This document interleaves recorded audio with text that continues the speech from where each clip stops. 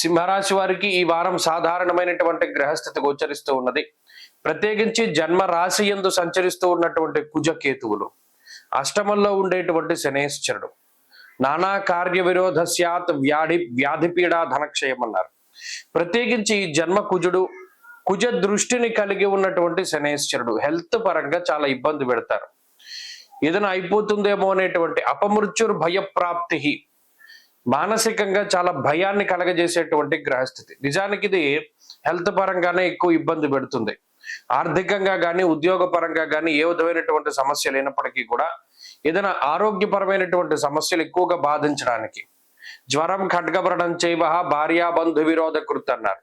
అటు జన్మకుజుడు కానీ, కుజ దృష్టి కలిగి ఉన్నటువంటి శనేశ్వరుడు కానీ, కుజ దృష్టిని కలిగి ఉన్నటువంటి రాహువు కానీ, అంటే ఫ్యామిలీ పరమైనటువంటి విషయాలపై అసంతృప్తి ఉంటుంది, ఆరోగ్యపరమైనటువంటి విషయాలపై బాధ ఉంటుంది, ఆర్థిక పరమైనటువంటి విషయాలలో అసంతృప్తి ఉంటుంది, కుటుంబం మనకి ఫేవర్గా ఉందా లేదా అనేటువంటి సందిగ్ధంలో ఎక్కువ ఉంటారు.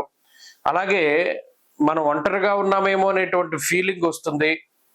ఎక్కువగా ఆలోచనలు చేస్తూ ఉంటారు. ఏదైనా చిన్నది వచ్చినా కూడా పెద్దగా భయపడుతూ ఉండేటువంటి మనస్తత్వానికి ఈ గ్రహస్థితి కారణమవుతుంది.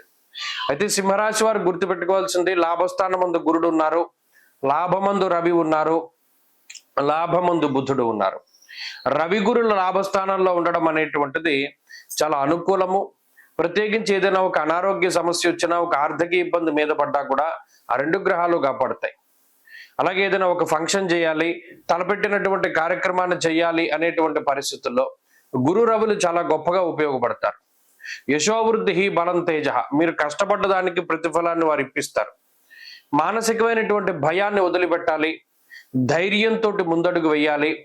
ఏదైనా చిన్నపాటి ఆరోగ్యపరమైన సమస్య వచ్చినా త్వరితగతిన రికవరీ అవ్వడానికి ఈ గ్రహస్థితి ఉపయోగపడుతుంది అనేటువంటి విషయాన్ని దృష్టిలో పెట్టుకుని మెడికేషన్లోకి వెళుతూ ఉండాలి. అలాగే ఎక్కువగా ప్రశాంతంగా ఉండడానికి ప్రయత్నం చేయాలి.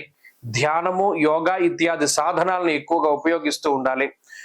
ఎక్కువ కంగారు పడి ఏ నిర్ణయం తీసుకోకూడదు, ఆలోచన లేకుండా ముందడుగు వేయకూడదు, కంగారు పడకూడదు. ప్రధానంగా కుజుని యొక్క స్థితి చాలా మందిలో ఈ స్థితి ఎలా ఉంటుందంటే బీపీ పెరిగిపోతూ ఉంటుంది.